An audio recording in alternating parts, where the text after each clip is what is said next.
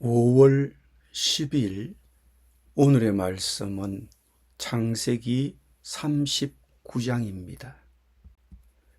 요셉이 이끌려 애굽에 내려가매 바로의 신하 친위대장 애굽 사람 보디발이 그를 거리로 데려간 이스마엘 사람의 손에서 요셉을 사니라. 여호와께서 요셉과 함께 하심으로 그가 형통한 자가 되어 그의 주인 애굽 사람의 집에 있으니 그의 주인이 여호와께서 그와 함께 하심을 보며 또 여호와께서 그의 범사에 형통하게 하심을 보았더라.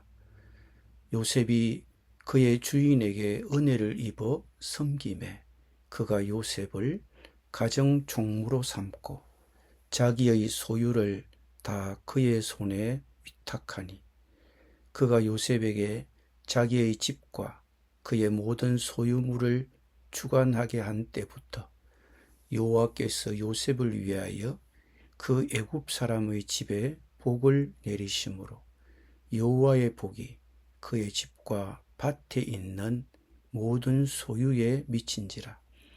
주인이 그의 소유를 다 요셉의 손에 위탁하고 자기가 먹는 음식 외에는 간섭하지 아니하였더라. 요셉은 용모가 빼어나고 아름다웠더라. 그 후에 그의 주인의 아내가 요셉에게 눈짓하다가 동침하기를 청하니 요셉이 거절하며 자기 주인의 아내에게 이르되 내 주인이 집안의 모든 소유를 간섭하지 아니하고 다 내 손에 위탁하였으니 이 집에는 나보다 큰 이가 없으며 주인이 아무것도 내게 금하지 아니하였어도 금한 것은 당신뿐이니 당신은 그의 아내임이라. 그런즉 내가 어찌 이 큰 악을 행하여 하나님께 죄를 지으리이까. 여인이 날마다 요셉에게 청하였으나 요셉이 듣지 아니하여 동침하지 아니할 뿐더러 함께 있지도 아니하니라. 그러할 때에 요셉이 그의 일을 하러 그 집에 들어갔더니 그 집 사람들은 하나도 거기에 없었더라. 그 여인이 그의 옷을 잡고 이르되 나와 동침하자. 그러나 요셉이 자기의 옷을 그 여인의 손에 버려두고 밖으로 나가매 그 여인이 요셉이 그의 옷을 자기 손에 버려두고 도망하여 나감을 보고 그 여인의 집 사람들을 불러서 그들에게 이르되 보라, 주인이 히브리 사람을 우리에게 데려다가 우리를 희롱하게 하는도다.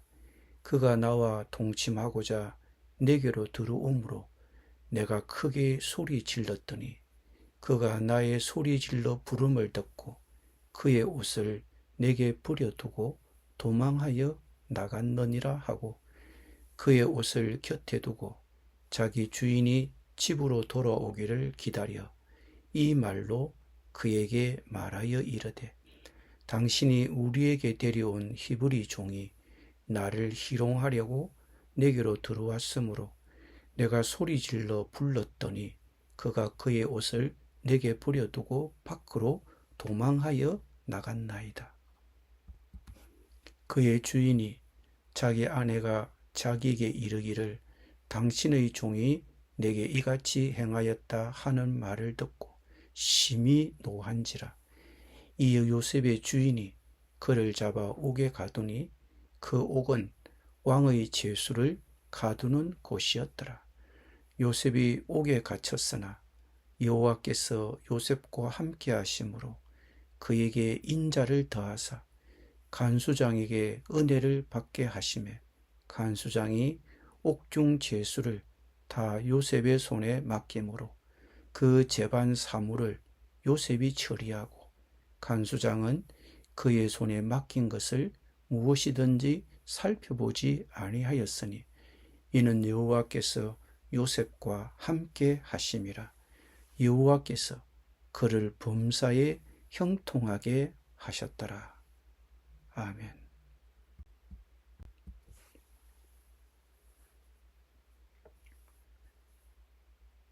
야곱의 아들 중 한 명의 이름은 요셉이었습니다. 그는 형들에게 미움을 받았지만 하나님께서는 그의 가족이 언젠가 그의 앞에 절을 하게 될 것이라는 꿈을 주셨습니다. 요셉의 꿈에 화가 난 형들은 그를 죽이려 했지만 결국 그를 노예로 팔아넘겼습니다. 이제 39장에서 요셉은 애굽왕 바로의 신하 보디발에게 팔려 노예 생활을 하게 되었습니다. 요셉은 이 모든 상황에 어떻게 대처할까요? 그의 꿈은 어떻게 될까요? 오늘 이야기를 통해 요셉이 무엇을 하는지, 그리고 주님께서 그를 통해 무엇을 하시는지를 주목해 보십시오. 요셉은 부당하게 노예로 팔렸지만 성경은 주님께서 그와 함께 하셨다고 반복해서 말씀하고 있습니다. 2절에 보면 여호와께서 요셉과 함께 하셨다고 하셨고 3절에 보니 주인이 보니 여호와께서 그와 함께 하셨더라고 하셨으며 요셉이 부당하게 감옥에 갇힌 후에도 23절은 여호와께서 그와 함께 하셨더라고 말합니다. 낯선 땅으로 끌려가 강간 혐의로 거짓 고발을 당했을 때 하나님이 요셉과 함께 하신다는 것을 깨닫기 위해서는 믿음의 눈이 필요합니다. 특히 하나님께서 요셉의 가족이 언젠가 요셉 앞에 절을 하게 될 것이라는 약속을 하셨을 때 더욱 그렇습니다. 벌어진 상황으로만 본다면 그 약속이 어긋난 것처럼 보였습니다. 여러분이 지금 어떤 고통을 겪고 있든 주님은 여전히 여러분과 함께 하시고 그분의 약속은 여전히 유효하다는 것을 깨달으십시오. 힘든 결혼 생활, 부당한 대우를 받는 직장, 건강 문제에 시달리고 있을지라도 하나님은 여전히 여러분과 함께 하십니다. 고난은 하나님이 우리를 버리셨다는 신호가 아닙니다. 요셉은 인생에서 가장 큰 시련에 직면하게 됩니다. 가족에게 완전히 버림받았고 하나님의 약속은 물거품이 된 듯 했습니다. 그는 노예가 되었고 혼자가 되었습니다. 그런데 그 집 주인의 아내가 유혹합니다. 이리 와서 나와 함께 자자. 가진 것도 없고 의지할 아버지도 없는 젊은이에게 그녀의 이 말이 얼마나 큰 유혹이 되었을까요? 굳이 설명할 필요는 없겠죠. 게다가 그는 노예였고 그녀는 주인의 아내, 즉 권력 있는 위치에 있었습니다. 그녀는 날마다 집요하게 그를 유혹했습니다. 하지만 10절을 보면 요셉은 그녀의 말을 듣지 않고 그녀 곁에 자리하지도 그녀와 함께 있기도 거부했습니다. 그녀가 그의 옷을 잡아당기자 그는 옷을 벗어던지고 도망쳤습니다. 그는 그녀와 잠자리를 같이 하려 하지 않았을 뿐만 아니라 그녀와 함께 있는 것도 거부했습니다. 유혹에 빠지기 쉽기 때문입니다. 요셉은 유혹을 뿌리치고자 그 자리에서 도망쳤습니다. 8절, 9절에서 요셉이 하는 말을 주목해 보십시오. 그는 주인이 모든 것을 자신에게 맡기고 모든 것을 주었으며 주인의 아내만 빼고는 자기에게 금한 것이 없다고 했습니다. 요셉은 주인의 신뢰를 저버릴 수 없었습니다. 주인에 대한 얼마나 큰 충성심입니까? 그의 고백처럼 그것은 하나님을 거역하는 죄였습니다. 그런데 요셉은 하나님과 그의 주인에 대한 충성심 때문에 고난을 겪습니다. 그는 강간 미수 혐의로 고발당합니다. 순식간에 그는 신뢰받는 청지기가 아니라 죄수가 됩니다. 충성심은 고난으로 이어질 수 있습니다. 옳은 일을 해도 공경에 처할 수 있습니다. 그러나 주님은 여전히 그와 함께 계셨습니다. 요셉은 지난 몇 년 동안 이해하기 어려운 시련들을 많이 겪었고 하나님께서 자신을 잊으셨다고 생각할 수도 있었습니다. 친형들에게 노예로 팔리고 충실히 섬기던 주인의 아내에게 거짓 고발을 당하고 감옥에 갇히는 등 이 모든 일들은 인간적인 관점에서 도저히 이해할 수 없는 일처럼 보였습니다. 그러나 이 모든 상황 속에서도 하나님은 요셉을 지켜보고 계셨습니다. 하나님은 당신의 젊은 종이 하나님의 계획을 성취하도록 준비시키기 위해 이 모든 사건들을 허락하시고 인도하시고 계셨습니다.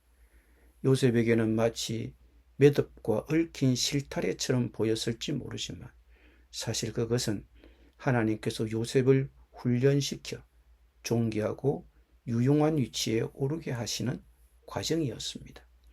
하나님께서 우리가 그분을 섬기면 우리의 삶의 모든 일이 합력하여 선을 이룰 것이라고 약속하셨습니다. 시련을 겪는 동안에는 어떤 유익도 찾아볼 수 없을지 모르지만 바로 그때가 믿음을 발휘해야 할 때입니다. 요셉과 같은 사람들의 사례를 보면서 하나님께서 모든 것을 주관하시고 우리를 향한 분명한 목적을 가지고 계신다는 사실에 용기를 얻을 수 있습니다. 삶의 상황들이 하나님의 특별한 계획을 이루어가는 과정임을 믿고 우리가 믿음을 잃지 않는다면 모든 것이 결국 그분의 영광을 위한 것임을 확신할 수 있습니다. 기도드립니다. 주님, 애굽 사람의 집과 감옥에서 요셉과 함께 하셨던 것처럼 오늘도 저와 함께 해주셔서 감사드립니다. 어려운 상황 속에서도 제가 혼자가 아님을 믿습니다. 아버지 하나님, 압박 속에서도 유혹을 이겨내고 도덕적, 영적인 가치를 지킬 수 있는 힘을 주옵소서. 죄는 아니오라고 단호하게 말할 수 있도록 용기를 주옵소서. 온전히 주님께 순종하게 하여 주옵소서. 예수님의 이름으로 기도드립니다. 아멘.